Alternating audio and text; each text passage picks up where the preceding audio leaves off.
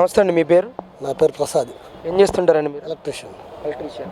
మరి ఏంటండి, చంద్రబాబు నాయుడు గారు ముఖ్యమంత్రిగా బాధ్యతలు చేపట్టి 2 సంవత్సరాలు కావస్తూ ఉంది. అసలు ఆయన పరిపాలన ఎలా ఉందండి? చంద్రబాబు నాయుడు గారి పరిపాలన గురించి చెప్పాలంటే వాస్తవంగా అటువంటి లీడరు, అంత విజనరీ, అంత ముందు చూపు గల లీడరు ఈ యొక్క ఆంధ్ర రాష్ట్రానికి ముఖ్యమంత్రి కావడం ఈ యొక్క ఆంధ్రప్రదేశ్ ప్రజలు చేసుకున్న అదృష్టంగా భావించాలి. అదొక వరం. నిజంగా దేవుడు తనకు మారుగా పంపించిన వ్యక్తి, ఈ ఆంధ్ర రాష్ట్రాన్ని ప్రజల్ని బాగు చేయడానికి పంపించిన వ్యక్తి ఎవరు ఉన్నారంటే తనకు మారుగా, దేవుడికి తనకు మారుగా పంపించాడు కాబట్టి ఆయనే ఈ నారా చంద్రబాబు నాయుడు గారు.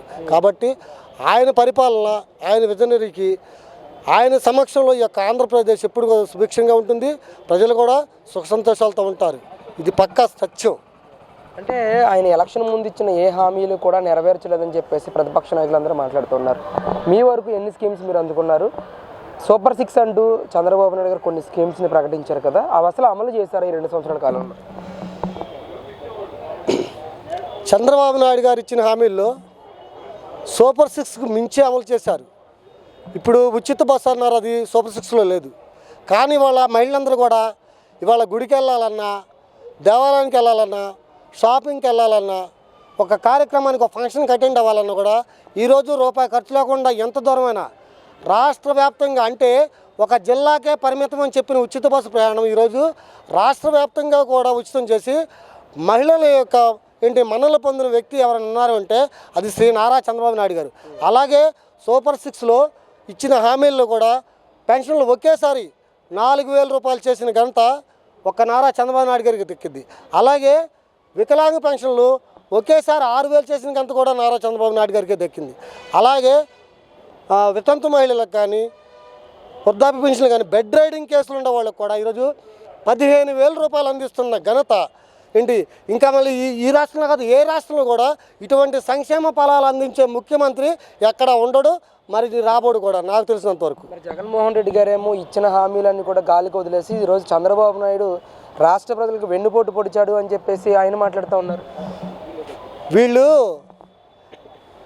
ఎదుటి వ్యక్తి మీద బురదలు తాగి ఒక అబద్ధాన్ని 100 సార్లు చెప్పి ప్రజలను నమ్మించడానికి వీళ్ళు చెప్పే కళ్ళబొల్లి కబుర్లు ఏంటంటే, ఒకే మాటని 100 సార్లు వాళ్ళ యొక్క జలగండ టీం చేత వాళ్ళ పక్షి మీడియా ముందు కూర్చోబెట్టి, వాళ్ళకు అనువైన ఆ పచ్చ మీడియా ముందు కూర్చోబెట్టి వాళ్ళు ఇష్టం వచ్చినట్టు నోటికి అవకలు చవకలు పేరు ఒక మాట, అది అబద్ధాన్ని 10 సార్లు చెప్పి 10 సార్లు ఇంకో మనిషి ఇంకో 10 సార్లు ఇంకో మనిషి ఇంకో 10 సార్లు చెప్పించి అట్లా ఇదని 100 సార్లు చెప్తే అది నిజమైపోయిద్ది, జనాలు నమ్ముతారు అనే ధోరణిలో ఇంకా పగటి కళ్ళకంటూ అదే భ్రమలో బతుకుతూ ఈ విధంగా కూటమి ప్రభుత్వంపై బురదలడానికి సిద్ధపడ్డారు.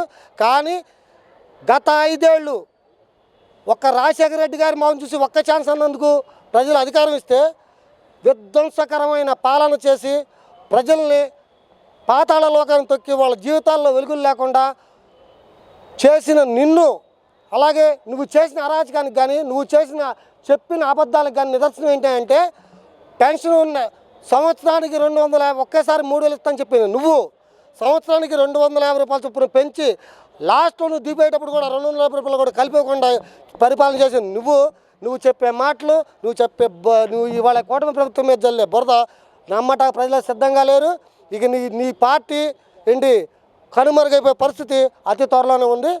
దానికోసం మీరు వేచి ఉండి తప్పితే మీరు చల్లే బురద ఎవరు నమ్మటానికి సిద్ధంగా లేరు. అంటే చంద్రబాబు నాయుడు ఇంత బాగా పరిపాలన చేస్తున్నాడు అని చెప్పేసి మీరు అంటూ ఉన్నారు. ఆయన ఈరోజే ప్రెస్ మీట్ పెట్టి జగన్మోహన్ రెడ్డి గారు అబద్ధానికి, దగాకి, మోసానికి, వెన్నుపోటుకి, ఇలాంటి వాటి హత్యా రాజకీయాలకి ప్యాంటు షర్టు వేస్తే చంద్రబాబు నాయుడు అని చెప్పేసి ఆయన వారు అభివర్ణిస్తూ ఉన్నాడు. అసలు ఆయన మాటలు ఎలా చూస్తారు? ఇప్పుడు దొంగ ఒప్పుకుంటాడా?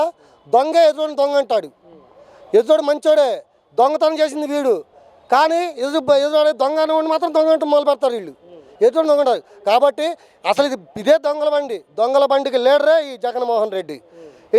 వీళ్ళు చేసిన దొంగతనాలు కానీ, పెట్టిన డొల్ల సూట్ కేసు కంపెనీలు కానీ పెట్టి ఆ సూట్ కేసు కంపెనీల పేరుతో గంజాయి, మత్తు పదార్థాలు అమ్మి యువత, చిన్నపిల్లల భవిష్యత్తు పూర్తిగా నాశనం చేసి ఒక లెక్కర్లో 2 చుక్కలు అదేదో గంజాయో లేకపోతే ఇంకోటి వేసి ప్రజల యొక్క ప్రాణాలతో, ఆ ప్రజల యొక్క ప్రాణాల మీద, శవాల మీద డబ్బులు వేసుకుని వాళ్ళ రోజుకి 50 నుంచి 60 వేల కోట్లు దోచుకున్న వీళ్ళు ఇవాళ విజనరీ లీడర్ ఇవాళ ప్రపంచంలో అతి గొప్ప మేధావిగా పేరు కాంచి ఒక అవార్డు తీసుకుని ఒక మంచి వ్యక్తిని పట్టుకుని మీరు ఏంటి ఇవాళ దొంగ లేకపోతే ఫ్యాంటేషన్ సటేషన్ అంటే అవన్నీ వేసుకుంది మీరు, ఆ ముసుగులో బతుకుతుంది మీరు, మేకవన్న పులులు మీరు. కానీ మీరు చంద్రబాబు నాయుడు గారిని కానీ ఈ కుటుంబ ప్రభుత్వ నాయకులు అంటాగి మీరు కానీ మీ నాయకులు కానీ సరిపోరు. అంటే మరి రేపు నియోజకవర్గ స్థాయిలోని, మండల స్థాయిలోని, రాష్ట్ర స్థాయిలో వైసీపీ నాయకులందరూ కూడా వెన్నుపోటుకు 2 ఏళ్ళు అని అంటూ ఈ జూన్ 12వ తారీఖుకి సంబంధించి పెద్ద ఎత్తున నిరసన కార్యక్రమాలు ఏర్పాటు చేస్తూ ఉన్నారు. దీన్ని ఎంతవరకు సమర్థిస్తారు? ఆడలేనమ్మంట మధ్యలో కూడా ఉందంట. వీళ్ళు పరిపాలన చేయడం చేతకాల, ప్రజలకి మంచి చేయడం చేతకాల ఏంటి. కానీ చేసే మంచిని ప్రజల్లోకి వెళ్లకుండా ఆ చేసిన మంచి ప్రజలు ఎక్కడ గుర్తించుకుని రేపొద్దునే మాకు ఇచ్చిన 11 సీట్లకు రేపొద్దున ఒక్క సీటు కూడా ఇస్తారో లేదని ఒకే ఒక్క భయంతో వాళ్ళకుందా గిల్లి వాళ్ళు అనుకున్న నిజమే, రేపు జరగబోయేది కూడా అదే. కాబట్టి దీన్ని ఎలా అయినా సరే మనం ఒక అబద్ధాన్ని 10 కోడల్లో కూర్చుని 10 మందితో ధర్నాలు చెప్పించి 10 మంది 100 రూపాయలు ఇచ్చో 50 రూపాయలు ఇచ్చో పోగేసుకొచ్చి వాళ్ళతో వేయించి ఇదే నిజమని నమ్మించే ప్రయత్నం చేయడం కోసమే ఈ యొక్క కార్యక్రమాలకు సిద్ధమవుతున్నారు. కానీ దీన్ని ప్రజలు తిప్పుకోవడానికి సిద్ధంగా ఉన్నారు. ఎక్కడ దాకా ఎందుకండి నిన్న వైజాగ్ స్టీల్ ప్లాంట్లో ఒక దుర్ఘటన జరిగింది. ఒక ప్రతిపక్ష నేత కాదు, నీకు ప్రతిపక్ష హోదా కూడా లేదు. కానీ నువ్వు వెళ్ళావు, దేనికి వెళ్ళావు? పరామర్శించడానికి వెళ్ళావా? నీ యొక్క ఉనికిని చాడుకుంటం కోసం ఎక్కడెక్కడో చుట్టుపక్కల ఊళ్ళ నుంచి ముసలి వాళ్ళని, ఆడవాళ్ళని 100 రూపాయలు ఇచ్చి తీసుకొచ్చి ఏంటి నీ చేత జేజేలు కొట్టుకుంటే వెళ్ళావా? నువ్వు ఒక బాధలో ఉన్న కుటుంబాలని పరామర్శకి వెళ్ళావా? లేకపోతే నీకు జేజేలు కొట్టుకుంటాకి నీకు నీ నాయకులకి జేజేలు కొట్టుకుంటే వెళ్ళావా? నువ్వు అసలు మానవత్వం ఉందా నీకు? ఎక్కడన్నా చిత్తశుద్ధి ఉందా? నువ్వు ఒక మాజీ ముఖ్యమంత్రి అయినా అసలు నేను మాజీ ముఖ్యమంత్రి అంటే కూడా మాకు నోరు రావట్లేదు. ఎందుకంటే గత 5 ఏళ్ళు జనాలు చేసిన పెద్ద తప్పు ఏంటంటే ఒక్క ఛాన్స్ అని నిన్ను నమ్మి నీకు అధికారి ఇటువే జనాలు చేసిన పెద్ద తప్పు.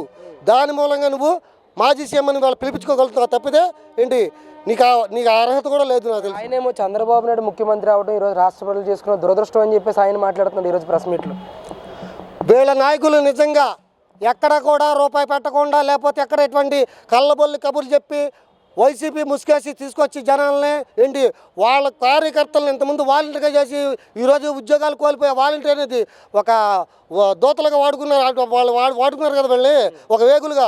అటువంటి వేగుల్ని ఇవాళ తీసుకొచ్చి ప్రెస్ ముందు తీసుకొచ్చి వాళ్ళకి అది అన్యాయం జరిగిపోయిందని చెప్పేసి ఈ కళ్ళబొల్లి కబుర్లు చెప్పి చివరికి దొరికిపోతున్నారు. ఏంటి దొంగతనం చేసినాడు ఇంకోటి చేసినాడు ఎన్నో రోజులు తాగదు, అదేదో పక్కన బయటకు వస్తుంది. అది తెలిసి కూడా నగ్నసత్యం తెలిసి కూడా ఇంకా ప్రజల్ని మభ్యపెట్టి ప్రజల్ని మోసం చేసి ప్రజలకి మేమేదో చెప్తే నమ్మేస్తారనే భ్రమలో బతికే వీళ్ళు ఏంటి చివరికి వీళ్ళ ఉనికిని కోల్పోతారనే భయంతో ఇవాళ చంద్రబాబు నాయుడు గారి ప్రభుత్వం అట్ట చేసింది ఎటు చేసింది ఈ దురగత పాలన దుర్మార్గ పాలన ప్రజలు. మీకు కానీ చిత్తశుద్ధి ఉంటే మీ నాయకులు నిజమైన నాయకులు అయితే మీరు చేసింది గత 5 ఏళ్ళలో మంచి అయితే మీరు ప్రజాక్షేత్రంలో రండి, క్షేత్రస్థాయిలోకి రండి, అసెంబ్లీకి రండి, మీ పోరాట వినిపించిన ప్రజల పక్షాన్ని పోరాడండి. అది మీ నీతి నిజాతికి మీకు ప్రజలు 11 సీట్లు ఇచ్చినా 1 సీటు ఇచ్చినా మీకు ప్రజలు ఓట్లేసి గెలిపించింది ప్రజల పక్షాన పోరాడి ప్రజలకు న్యాయం చేస్తారని. కానీ అలవంక ప్యాలెస్లో ఒకసారి, బెంగళూరు ప్యాలెస్లో ఒకసారి, అక్కడి నుంచి ఇక్కడికి ఒకసారి వచ్చామా వెళ్ళామన్నట్టుగా ఏంటి తిక్కలోడి తిరణాలకు వెళ్తుంటే ఎక్కడే సరిపోయిందంట. ఈ తిక్కలోడి తిరణాలకు వెళ్తే ఎక్కడే సరిపోయింది. వచ్చి మీటింగ్ పెడతారు. ఏం పెడతారు వీళ్ళు? ఏ సబ్జెక్టు మీద మీటింగ్ పెడతారు? వీళ్ళు నిన్న నిజంగా మానవత్వం లేకుండా వెళ్ళి ఏంటి ఒక పరామర్శకి వెళ్ళి వాళ్ళ బాధలో ఉన్న కుటుంబాలను పరామర్శించకుండా నీకు జేజేలు జిందాబాద్ కొట్టుకుంటే నువ్వు ఏ రకమైన ప్రజానాయకుడివి ప్రజలందరూ గమనించారు. దాన్ని ప్రజలందరూ కూడా చూస్తూ ఉన్నారు. నీకు తగిన బుద్ధి 2029లో ఖచ్చితంగా మళ్ళీ చెప్పడం సిద్ధంగా ఉన్నారు. రేపు రాబోయే స్థానిక సంస్థ ఎన్నికల్లో కూడా ప్రతి ఒక్క కార్పొరేషన్ సంస్థలో ప్రతి ఒక్క నియోజకవర్గంలో కూడా ప్రజలు బుద్ధి చెప్పడానికి సిద్ధంగా ఉన్నారు. ఇది గుర్తుంచుకోమని చెప్తున్నాను నేనైతే.